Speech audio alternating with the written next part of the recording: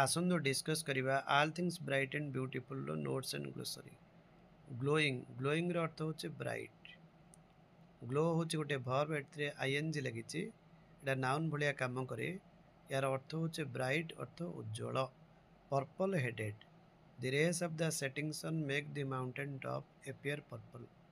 अस्तगामी सूर्यंकर किरण गुड़िक पर्वतर उपरी अंश को बैगणी रंग देखादेला भली कराए। बैगणी रंग होची ब्लूइश रेड नील मिश्रित लाल।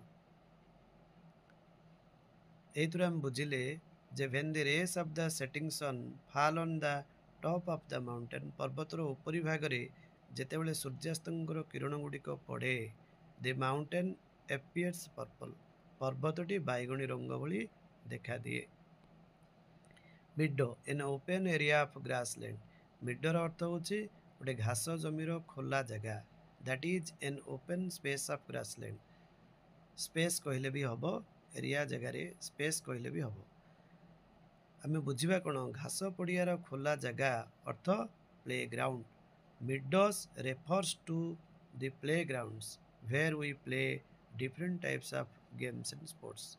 मिडो खेल पड़िया को बुझाए आ जेउठी आमे विभिन्न प्रकार खेल खेलु। Rushes varieties of water side plants. साधारणतः जलपार्श्व अंचल गुड़िक विभिन्न प्रकार जलज उद्भिद बढ़ी थाए। A lots of water side plants grow in the water side areas like ponds rivers seas. समुद्र पोखरी नदी भली जलपार्श्व अंचल गुड़िक विभिन्न प्रकार जलज उद्भिद बढ़ी थाए। सम ऑफ व्हिच सेगुड़िक मध्यरु किछि आर used for making beds and basket. किछि मसिना एवं झुड़ी निर्माण रे व्यवहार करा जाए।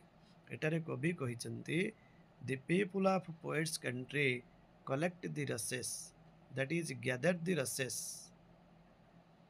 कविंक देशर लोक माने एही रसेस गुडी को संग्रह करिथंती and use them to make mats and basket एवं सेगुडी को मसिना एवं झुड़ी निर्माण रे व्यवहार करचंती।